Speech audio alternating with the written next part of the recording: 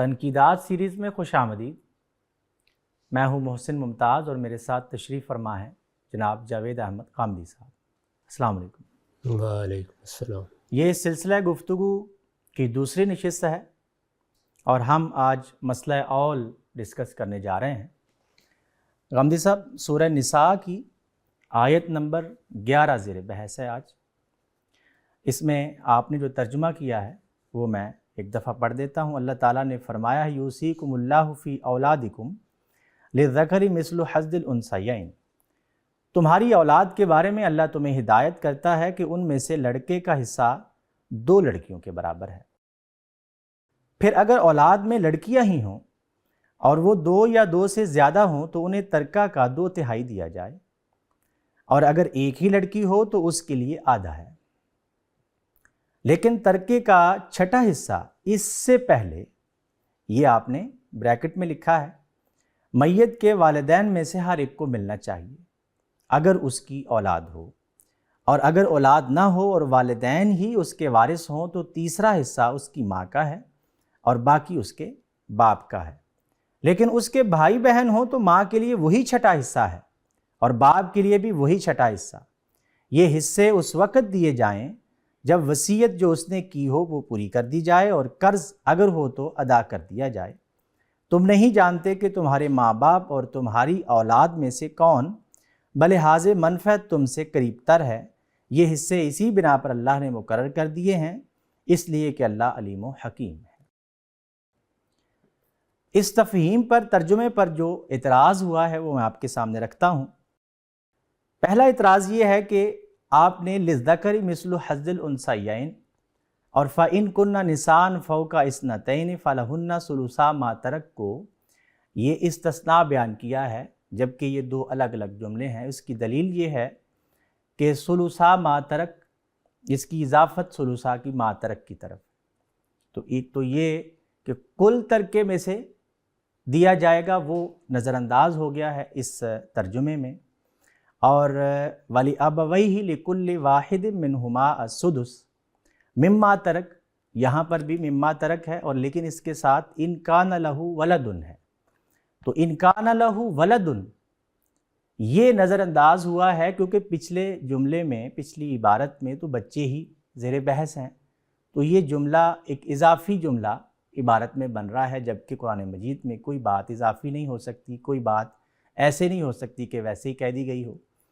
تو یہ 2 مقامات ہیں جہاں سے اس ترجمے میں خرابی پیدا ہوتی ہے، اور اس کا جو وہ تفہیم کرتے ہیں وہ مسئلہ اول کی وجہ سے کر رہے ہوتے ہیں کہ انہوں نے ثلثا ما ترک کو بیان کیا اور اس کا ویسا لفظوں کی رعایت سے پورا بیان کر کے اس کے بعد جب حصے تقسیم نہیں ہوئے تو ہر ایک میں سے کم کر کے وہ پورے کر دیے جاتے ہیں۔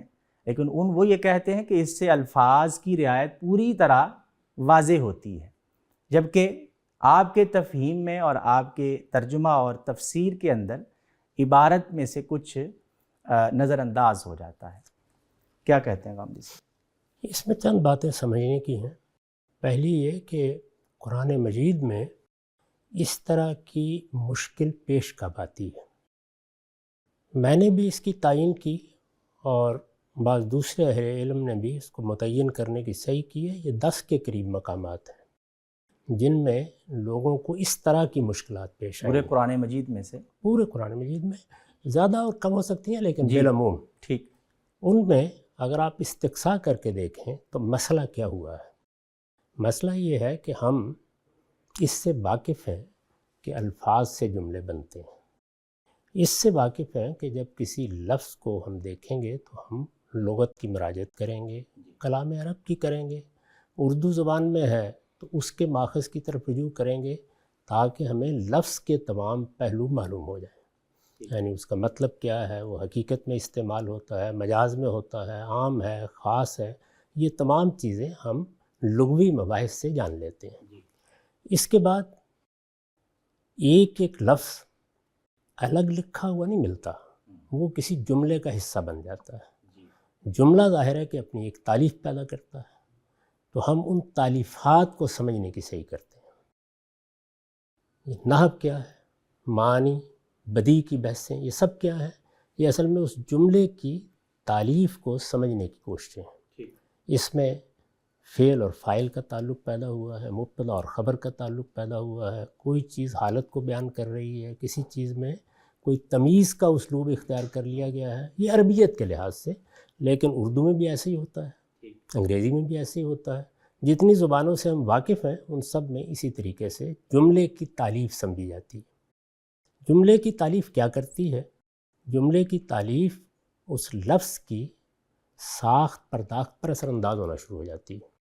یعنی لفظ میں ہو سکتا ہے کہ لغت کے اعتبار سے 10 معنی، تالیف ان میں سے انتخاب کرے گی۔ لفظ ہو سکتا ہے کہ حقیقت کے لیے بھی استعمال ہوتا ہو، مجاز کے لیے بھی انتخاب کرے گی۔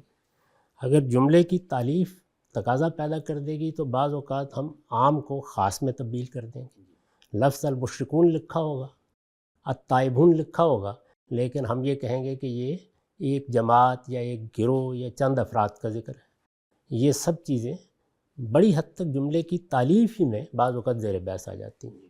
اگر یہاں پر بھی ہم کسی واضح نتیجے تک نہیں پہنچ سکے اور ابھی احتمالات ہیں، یعنی واضح نتیجے کا مطلب کیا ہوتا ہے کہ لفظ نے جو احتمالات پیدا کیے تھے وہ تالیف جملہ میں آ کے سب ختم نہیں ہو گئے، ابھی بھی باقی ہیں، ابھی باقی ہیں، تو پھر ہم سیاق و سباق میں جاتے ہیں۔ یعنی اب یہ جملہ کس جگہ لکھا ہوا ہے، اس میں اوپر کیا ہے، اس میں نیچے کیا ہے، پھر وہ قرائن متعین ہونا شروع ہو جاتے ہیں جو ان احتمالات کو ختم کر کے ایک قطعی نتیجے تک پہنچا دیتے ہیں۔ تو جس وقت احتمالات ختم ہو جاتے ہیں تو اسی کو ہم کہتے ہیں کہ اب یہ دلالت قطعی ہو گئی۔ صحیح، یعنی ہمارے نزدیک اب اس میں کسی دوسرے احتمال کے لیے گنجائش ہی باقی نہیں رہی۔ یہ ہمارے ہاں طریقہ ہے اس بارے معاملے کو سمجھنے کا۔ اس طریقے کو جب آپ ان 10 مقامات سے متعلق کرتے ہیں تو میں نے عرض کیا تھا کہ مشکل کیا پیش آتی ہے۔ مشکل یہ پیش آتی ہے کہ جملے کی تالیف میں جو چیزیں جانی پہچانی ہیں، ان سے ہم واقف ہوتے ہیں، وہ بعض اوقات جملوں میں تبدیل ہو جاتی ہیں، جملے سے جملوں میں تبدیل ہو گئی۔ مثلا اس سے ہم واقف ہیں کہ جملے میں استثناء آتا ہے، اس سے ہم واقف ہیں کہ جملے میں بعض اوقات شرط کا اضافہ ہو جاتا ہے، اس سے ہم واقف ہیں کہ بعض اوقات جملہ معترضہ ہو جاتا ہے۔ لیکن یہ جملے معترضہ ہو گئے، پورے جملے ہی اس میں 10 جملے پے در پے معترضہ ہو گئے، استثناء پر استثناء آتا چلا گیا، استدراک پر استدراک ہوتا چلا گیا۔ یہ صورت جس جگہ بھی پیدا ہو جاتی ہے وہاں بالعموم قرآن مجید کے اسالیب میں جن لوگوں نے ریاض نہیں کیا ان کو مشکلات پیش آتی ہیں۔ اسی طرح کی ایک بڑی نمایاں مشکل وہ ہے، غالباً سورہ نساء میں ہے اگر میرا حافظہ غلطی نہیں کر رہا، جس میں یہ بیان کیا گیا کہ وَإِن مِّنْ أَهْلِ الْكِتَابِ إِلَّا لَيُؤْمِنُنَّ بِهِ قَبْلَ يَوْمِ، تو اس میں کیا ہوا ہے؟ سیدنا مسیح کا ذکر بالکل قریب ہے۔ اگر آپ قاعدے کے لحاظ سے دیکھیں تو ہر آدمی کہے گا کہ ضمیر کا مرجع قریب ترین ہونا چاہیے، بالکل پچھلی آیت میں ذکر ہے، اور عام جملوں میں یہی چیز ہوتی ہے، لیکن وہاں پے در پے معترضہ جملے آ گئے ہیں، سوال اوپر نقل ہوا ہے اور اس کا جواب ابھی سامنے نہیں آیا کہ اللہ تعالیٰ نے ایک کے بعد دوسری چیز بیان کرنا شروع کر دی اور اس میں پوری فرد قرارداد جرم زیر بحث آ گئی۔ تو الا لیؤمنن بہ قبل موتہ ہی میں جو ضمیروں کا معاملہ ہے وہ لوگوں کے لیے مذلہ ایک قدم بن گیا، یعنی وہ اس کو سمجھ نہیں سکے اس کے نتیجے میں۔ یہ ایک مثال ہے، ان 10 کے 10 مقامات پر گفتگو کر کے میں آپ کو بتا سکتا ہوں کہ اس میں یہی چیز زیادہ تر مسئلہ بنی ہے لوگوں کے لیے۔ یہاں بھی یہی ہوا ہے، یعنی یہاں جملے کی سادہ ساخت کیا ہے۔ سادہ ساخت کو پہلے چند مثالوں سے سمجھ لیجیے کہ ہم استثناء یا استدراک کے جملے بولتے ہیں۔ استثناء اور استدراک کے جملوں میں سب سے پہلے آپ ایک مثبت بات کرتے ہیں، ایسا ہی ہوتا ہے نا۔ ہم نے اس کی مثال دی تھی جان القوم، ساری قوم آ گئی، تمام لوگ آ گئے، کوئی پیچھے نہیں رہا، بات پوری ہوگی، بات پوری ہو گئی۔ لیکن یہ جتنے الفاظ میں نے بولے ہیں ساری قوم آ گئی، کوئی پیچھے نہیں رہا، ایک ایک فرد آ گیا ہے۔ اس کے بعد بھی زبان میں جائز ہے کہ میں یہ کہوں کہ الا زیدن، استثناء زید کا ہے، اردو میں بھی عربی میں بھی بالکل ہر جگہ ہی جائز ہے۔ تو یہ سادہ جملے میں استدراک ہے، یعنی پہلے ایک مثبت جملہ بولا گیا، اس میں کل کا بیان ہے، پورا جملہ ہے وہ، پورا جملہ اس میں کل کا بیان، کل کا بیان، یعنی قوم کے تمام افراد کو شامل آپ آنے کے بارے میں کہہ رہے ہیں یا ان کے بارے میں یہ بیان کر رہے ہیں، تو یہ کل کے بعد ہی ہمیشہ استدراک ہوتا ہے۔ آپ اردو زبان میں عام مثالیں اس کی دیکھیے۔ میں آپ سے یہ کہتا ہوں کہ مجھ سے جو لوگ ملنے کے لیے آنے والے تھے آ گئے، آپ میرے پاس میرے کمرے میں تشریف لاتے ہو، سب آ گئے، ایک ایک شخص آ گیا ہے، بس وہ فلاں ہمارے صاحب رہ گئے۔ اب یہ دیکھیے سب آ گئے، ایک ایک شخص آ گیا ہے، اس سے زیادہ تو تاکید کے ساتھ یا جس کو بیان تقریر کہتے ہیں آپ یہ بات نہیں کہہ سکتے تھے۔ اس کے باوجود یہ بالکل جائز ہے کہ اس کے بعد استدراک کر دیا جائے۔ مجھے یاد پڑتا ہے آپ ہی کے ساتھ اسی نشست میں یہ بیان کیا تھا کہ ہمارے ہاں ائمہ اصول یہ کہتے ہیں کہ سجد الملائکہ میں یہ احتمال تھا کہ چند ملائکہ کی ایک جماعت یا ملائکہ کے ایک گروہ زبان کی روح سے، تو اللہ تعالیٰ نے اس کی گنجائش نہیں چھوڑی۔ یہ وہ عام ہے جس میں خاص کا احتمال تھا، لیکن اس کے بعد ایسے الفاظ آ گئے جنہوں نے یہ احتمال ختم کر دیا۔ کلہم اجمعون، میں نے عرض کیا تھا اس کے بعد بھی اللہ آ سکتا ہے، یعنی اس کے بعد بھی آ سکتا ہے، تو یہ استدراک ہے۔ جس وقت استدراک عام جملوں میں آتا ہے تو ہمیں کوئی تردد نہیں ہوتا، ہم آسانی سے ان کو سمجھ لیتے ہیں۔ اس میں ہوا کیا ہے؟ اس میں ہوا یہ ہے کہ استدراک در استدراک کا اسلوب قرآن نے اختیار کر لیا ہے، یعنی ایک جگہ نہیں ہے، بار بار آ رہا ہے، بار بار آیا، استدراک کے بعد استدراک، استدراک کے بعد استدراک۔ یہ بعض اوقات ضرورت ہوتی ہے، جیسے وہاں فرد قرارداد جرم کو بیان کرنے کے لیے پے در پے معترضہ جملے آتے چلے گئے ہیں، انہی جگہوں پر مشکلات لوگوں کو پیش آتی ہیں۔ اب اس میں طریقہ کیا ہے؟ اس کا طریقہ یہ ہوتا ہے کہ آپ تمام استدراک الگ کر دیجئے پہلے، اور یہ دیکھیے کہ اصل بات ہے کیا، یعنی پہلے جان القوم کو متعین کر لیجئے۔ اس میں یہ بالکل عامیانہ بات ہے کہ کوئی شخص یہ کہے کہ یہ تو پوری کی پوری قوم کا ذکر تھا، لفظ کا حق ادا نہیں ہوا۔ میں نے اس سے پہلے بھی توجہ دلائی تھی کہ قرآن مجید نے کہا ہے اسی اسلوب میں فَلَبِثَ فِيهِمْ أَلْفَ سَنَةٍ، 1000 سال رہے، 1000 سال، یعنی جملہ تو اصل میں 1000 سال ہی ہے، الف کے معنی یہی ہے، اس میں یہی بولا جائے گا۔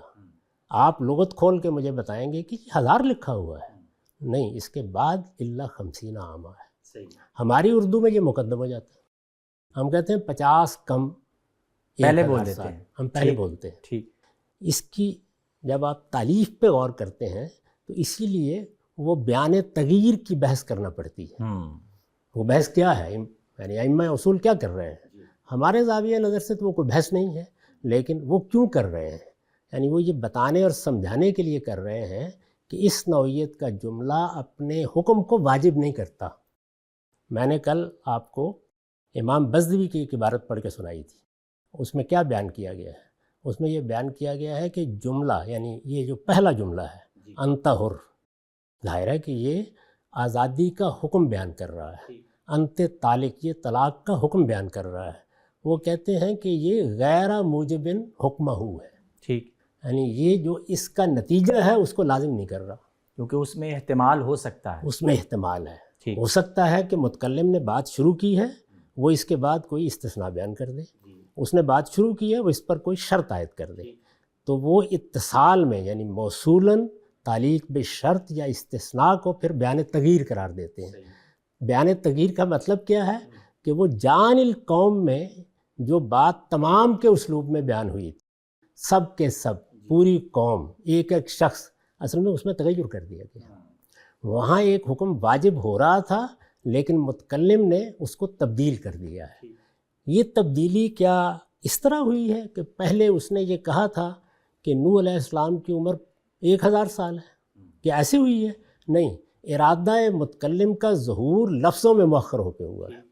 تو استثناء اور استدراک میں ارادہ متکلم کا ظہور لفظوں میں مؤخر ہو جاتا ہے، ایسے ہی ہوتا ہے جتنے بھی استثناءات بولتے ہیں۔ اگر یہ مقدمات سمجھ میں آ گئے ہیں تو میں آپ کو اب اس کی تحلیل کر کے بتاتا ہوں کہ اس میں اللہ تعالیٰ نے کیا اسلوب اختیار کیا ہے۔ لیکن اس سے پہلے کہ میں متن کی طرف جاؤں، اگر میری اس بات میں کوئی سوال ہے، کوئی چیز مزید سمجھنی ہے، مزید امثلہ کی ضرورت ہے تو بتا دیجیے۔ یہ تو عامر صاحب بالکل واضح ہے کہ اس کا طریقہ یہ ہوتا ہے طالب علم کے طور پر کہ آپ سارے استدراک نکال دیں. اب دیکھیے استدراک کیا کیا ہیں، ان کو پہلے الگ کر دیں بالکل. پہلا استدراک فَإِن كُنَّ نِسَاءً فَوْقَ اثْنَتَيْنِ فَلَهُنَّ ثُلُثُ مَا تَرَكَ وَإِن كَانَتْ وَاحِدَةً فَلَهَا النِّصْفُ پر ہوا ہے. دوسرا استدراک وَلِأَبَوَيْهِ لِكُلِّ وَاحِدٍ مِّنْهُمَا السُّدُسُ میں ہو گیا ہے. تیسرا استدراک فَإِن لَّمْ يَكُن لَّهُ وَلَد میں ہو گیا ہے، وَوَرِثَهُ أَبَوَاهُ تک. پھر اس کے بعد ایک چوتھا استدراک ہوا ہے فَإِن كَانَ لَهُ إِخْوَةٌ. پھر پانچواں استدراک ہے من بعد وصیت یوصی بہا یا یوصی بہا دین، جو بھی آئے گا جس جگہ آگے آیت میں. یہ استدراک ہے. ان سب کو بالکل الگ کر دیں. اصل جملہ کیا ہے؟ یوصیکم اللہ فی اولادکم للذکر مثل حظ الانثیین ولأبویہ لکل واحد منہما السدس مما ترک. یہ ہے اصل جملہ.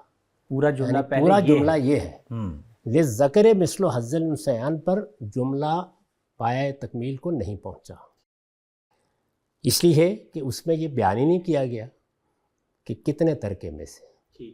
تو اس وجہ سے وہاں بھی اب تھوڑی سی زبان کی بحث کر لیں. للذکر مثل حظ الانثیین کے بعد مما ترک کے الفاظ مقدر ہیں. یہ وہ تقدیر ہے جو جملے کی ساخت اور اس کی استقامت کے لیے لازم ہے. اسی کو ائمہ اصول اقتضاء النص کہتے ہیں. اس کے بغیر جملے کو سمجھا ہی نہیں جا سکتا. یعنی یہاں پہ بھی پورا ترکہ ہی ہے. پورا ترکہ ہے. یہ زیر بحث ہی نہیں ہے. پوری قوم ہے جان القوم میں. پورے کو بیان کریں گے تو استدراک آئے گا. اگر پورے کو بیان نہیں کیا تو استدراک ہو ہی نہیں سکتا. یعنی اس میں بھی استدراک ہے. فَإِن كُنَّ نِسَاءً آگے آ گیا ہے. اس میں بھی ایک استدراک ہے، لیکن ابھی استدراک کو الگ کر دینا. پہلے تو یہ سمجھنا ہے کہ اصل بات کیا ہے. تو للذکر مثل حظ الانثیین کے بعد بھی اگرچہ الفاظ میں یہ نہیں لکھا ہوا لیکن مما ترک وہاں پہ لکھا ہوا ہے. یہ میں نے کل بھی عرض کیا تھا، وہ کل منطوق ہے. اس کے بغیر کلام میں استقامت پیدا ہی نہیں ہوتی. وہ نص کا لازمی اقتضاء ہے، اس کو آپ کو ماننا پڑے گا. تو اب پوری عبارت کیا بنی؟ للذکر مثل حظ الانثیین مما ترک ولأبویہ. تو پورے ترکے کا سوال تو اس سے پہلے پیدا ہو گیا ہوا ہے. 16 ماہ ترک تو کہیں بعد میں آئے گا. پورے ترکے ہی میں للذکر مثل حظ الانثیین کی تقسیم ہونی ہے. اور میں نے اس میں میزان میں بھی لکھا ہے، البیان میں بھی لکھا ہے کہ جیسے ہی آپ یہ تالیف سمجھ جائیں گے تو اب آپ کو پورے ترکے کو بیان کرنا پڑے گا نا. کیسے کریں گے؟ تو دیکھیے پورا ترکہ اس طرح اولاد میں تقسیم ہوگا کہ اگر بیٹے اور بیٹیاں ملے جلے ہیں تو 1:2 سے پورا ترکہ تقسیم ہو جائے گا. پھر عرض کر دوں پورا ترکہ وہاں پہ بھی آ جائے گا. وہاں پر بھی پورا ترکہ. ٹھیک. یہ کبھی کسی کے خواب میں بھی نہیں آنا چاہیے کہ وہاں کوئی مختلف صورت بات میں آنا. پورا ترکہ مما ترک، جو کچھ اس نے چھوڑا ہے پائی پائی ان کے درمیان 1:2 سے تقسیم ہونی چاہیے. یہ اس کلام کا مدعا ہے. یہ بات آپ کو ہر حال میں قبول کرنی ہے، اس کے بغیر آپ آگے ہی نہیں بڑھ سکتے.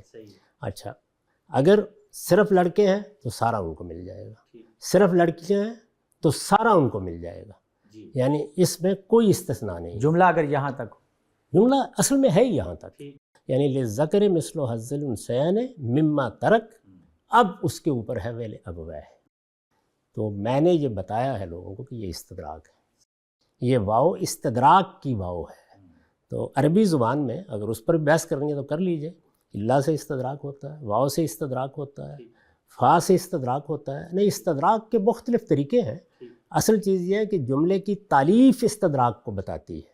تو اب یہاں پھر وہی بات کہ لفظی استدراک ہو، مثلا یہاں اللہ لکھا ہوتا، اس سے پہلے کے الفاظ ہوتے، من بعد کے الفاظ ہوتے، تو کسی کو بحث کرنے کی ضرورت نہیں تھی. یہ چونکہ واو سے استدراک ہوا ہے تو اس کا نتیجہ یہ ہے کہ اس میں لوگوں کو مشکلات پیش آئی ہیں. تو زبان کی تالیف کے لحاظ سے یہ ہے عبارت. تو اس وجہ سے یہ کہا کس نے ہے کہ اوپر اولاد کے حصے پورے ترکے میں بیان نہیں ہوئے؟ پورے ہی میں بیان ہوئے ہیں.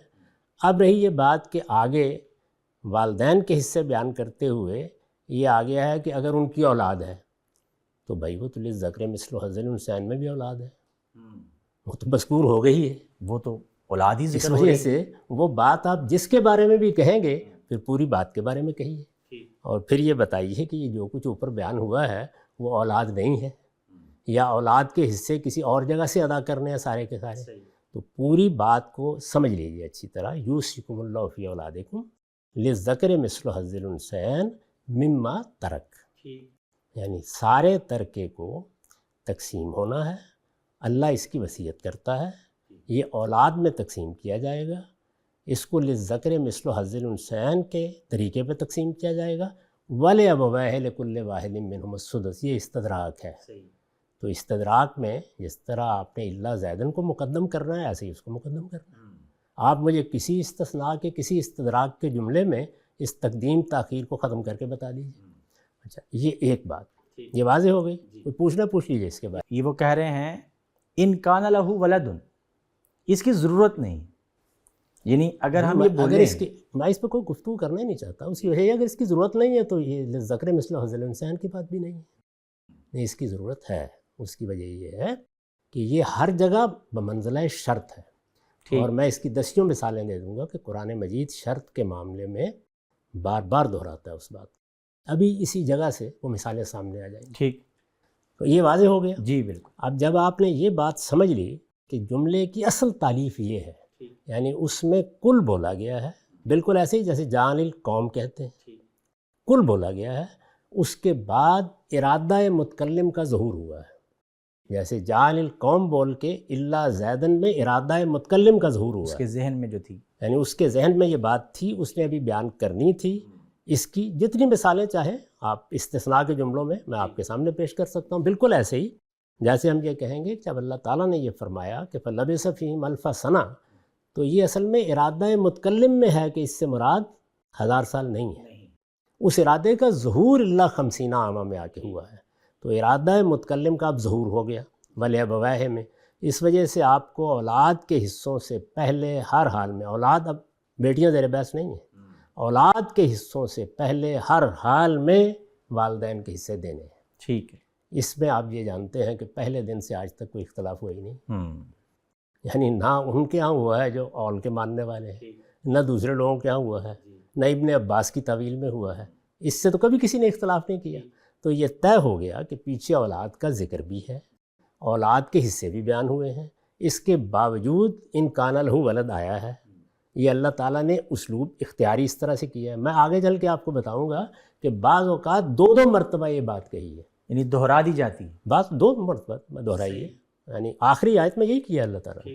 وہاں پر ابتدائی یہاں سے کیا ہے ان امرؤ ہلک لیس لہ ولد، اس کے باوجود آگے دہرایا ہے. جبکہ کلالہ کی بحث میں تو یہ بالکل واضح تھا، وہ تو پہلے دن سے واضح تھا. یعنی یہاں سے واضح تھا کہ بہن بھائیوں کے حصے ہونے ہی اس وقت ہیں جبکہ اولاد کے حصے نہ دینے ہو، اولاد نہ ہو. اس کے باوجود دہرایا ہے اللہ یفتیکم فی الکلالہ ان امرؤ ہلک لیس لہ ولد. یہ تو بالکل یامیانہ بات ہے، اس کے اوپر زیادہ بحث نہ کریں. کوئی چیز نہیں ہے، یہ حقیقت ہے. یعنی اوپر اولاد کے حصے مذکور ہے، اولاد کے حصوں کے بعد استدراک آیا ہے. استدراک کچھ شرائط کے ساتھ ہے، ان میں یہ شرط بیان کی گئی ہے. یہ میں نے صرف اس کی نوعیت واضح کرنے کے لیے آپ کو روکا ہے. اب آپ کہنا چاہتے ہیں تو کہیں جو کہنا ہے.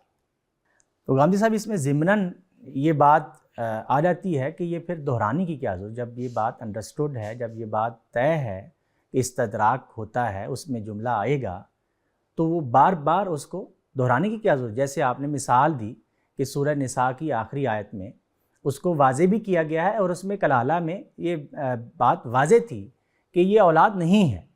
تو جب اولاد نہیں ہے تبھی وہ بات آئی، لیکن پھر بھی اس کو آیت میں شامل کیا اور دہرایا ہے.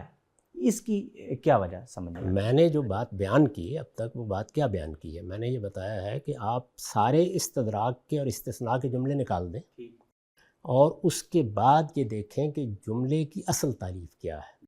جملے کو سادہ صورت پر لے آئیں جیسے ہم استثناء اور استدراک کے جملے بولا کرتے ہیں. آپ جان القوم بولیں، یہ پوری قوم کے آنے کا بیان ہے. یہاں کیا ہے؟ للذکر مثل حظ الانثیین، پوری اولاد میں پورے ترکے کو تقسیم کرنے کا بیان ہے. یوصیکم اللہ فی اولادکم میں اللہ تعالیٰ نے بات شروع کی ہے. یہ بتایا اولاد کے بارے میں اللہ تمہیں یہ نصیحت کرتا ہے، یہ وصیت کرتا ہے. اس میں پھر بعد میں بیان کیا گیا کہ اولاد کے حصے پورے ترکے میں اس طریقے سے تقسیم ہوں گے. میں نے یہ عرض کیا کہ ان کی تقسیم کی صورت یہ ہے. اس کے بعد وَلِأَبَوَیہِ ہے. اب آپ مجھ سے یہ پوچھ رہے ہیں کہ اس کے بعد ان کان لہو ولد کیوں آ گیا ہے، یہ پوچھ رہے ہیں نا.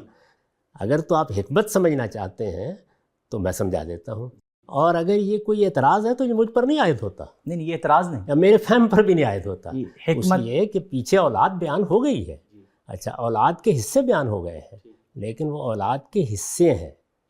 وہ اولاد کے حصے بیان ہونے کے بعد یہ لازم نہیں آتا کہ اولاد موجود بھی ہو. اب جب شرائط بیان کرنی ہے تو اس میں اس لیے بار بار اس کو اللہ تعالیٰ دہرائیں گے، اگر اولاد ہے اگر اولاد نہیں ہے. اسی میں آگے جائیے اور پھر یہ دیکھیے کہ اللہ تعالیٰ نے یہ بیان فرمایا ہے کہ اگر اولاد نہیں ہے فَإِن لَمْ يَكُنْ لَهُ وَلَد، پھر وَلَهُ إِخْوَةٌ، لیکن اس کے بہن بھائی ہیں. تو اب بہن بھائیوں کے حصے کس صورت میں ہے؟ جب کہ اولاد نہ ہو.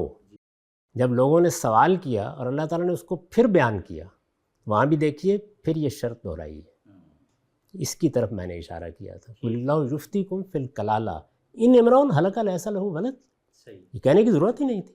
اس لیے کہ بہن بھائیوں کے حصے تو اسی صورت میں تھے جب کہ اولاد نہ ہو. اسی کو اللہ تعالیٰ بیان کر رہے تھے. یہاں جو بات بیان نہیں کی گئی تھی اسی کی وضاحت فرما رہے تھے، چھوڑ دیتے، نہیں چھوڑا نا.